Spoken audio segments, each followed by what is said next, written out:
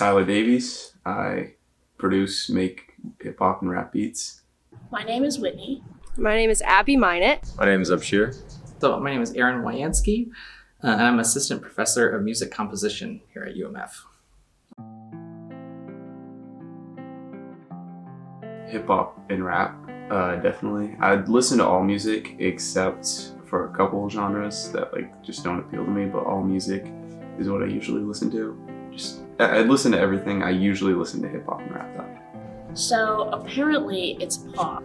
I feel like it's more broad than that. So don't judge me immediately after that. I like indie and alternative music the best, but pretty much I like everything. African music, Afro beats. Jazz is my favorite genre. I would have to say I love all sorts of kinds of music, but it was I think there's something about, that's the first music that I really fell in love with. I also really like classical music of all sort of eras. There's at least one thing I love in all genres, a lot. Heavy metal, dubstep, grunge music, I would say. Anything that's just overly excessive. I'm not the biggest fan of hardcore rock, like the band Kiss, stuff like that, or maybe it's called emo rock. I don't generally like very angry music because I'm not a very angry person, I think. Really not a fan of heavy rap music or super heavy metal music, but other than that, I'm pretty open. Country, screamo, rock. So no, there's no genre that I want to particularly call out.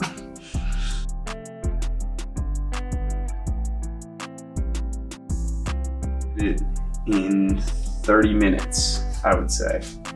And you'd expect, usually a beat takes me 1 to 2 hours. This one I made in 30 minutes, and I was expecting it to come out really poorly, but I was just on that grind that day. I was just super dialed in when I was making this. It was electronic, so everything can be put together so much more nicer than if you were to do it acoustically, because then you're just relying on your ears. You're not looking at it through a screen, and you can line it up perfectly.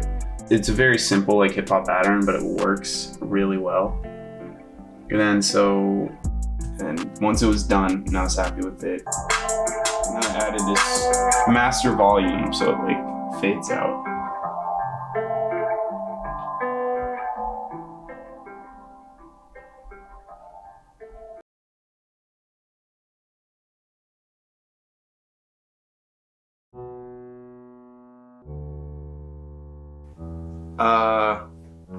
It's nice, it's pleasant. I mean, I don't know, I've always listened to music, so I couldn't tell you why, but I can tell you, I couldn't not listen to music.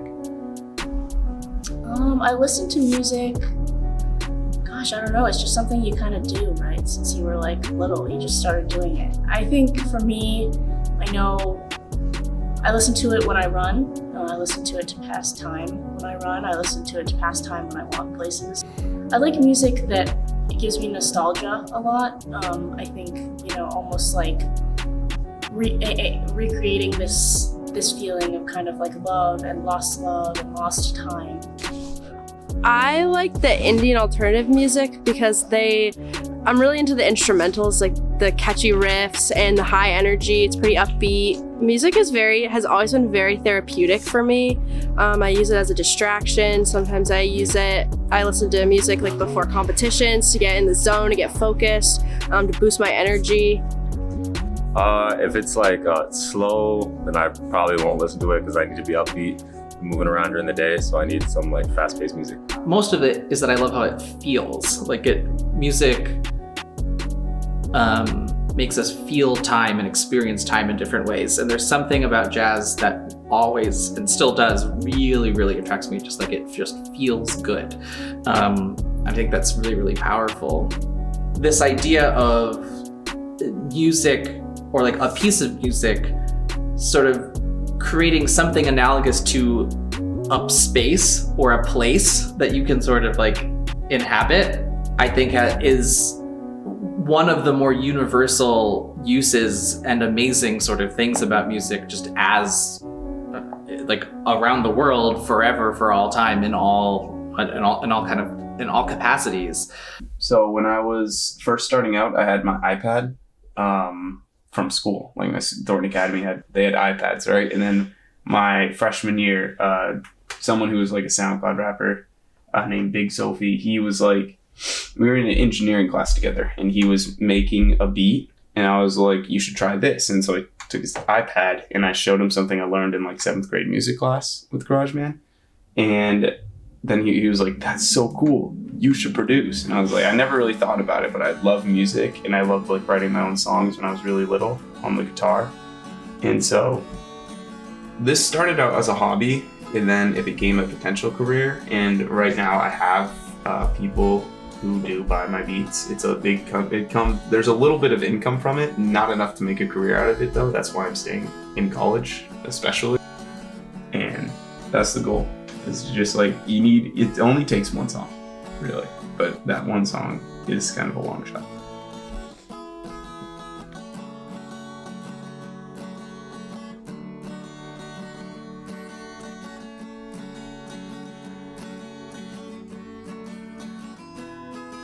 I think growing up has impacted my music taste a lot. And so I think kind of growing up and realizing that there's kind of more music that's better and that I like, and kind of just almost hopping from, I think of it as genre to genre, but I guess it's just artist to artist, whatever I like, and that has really like expanded what I think of it. Definitely my family and my friends, and the people that I'm closest to, I kind of adapt their music taste and make it my own. So I feel like the music I listen to is a conglomeration of everyone that I've ever like been close with, because I adopt everyone's music taste and take it in and make it my own. I think everyone should at one point pick up an instrument. That's a hard belief, I think. Even if it's like a recorder, at some point you should learn how to play an instrument, because you could discover something that you want to do. Music's great. That's all I really gotta say.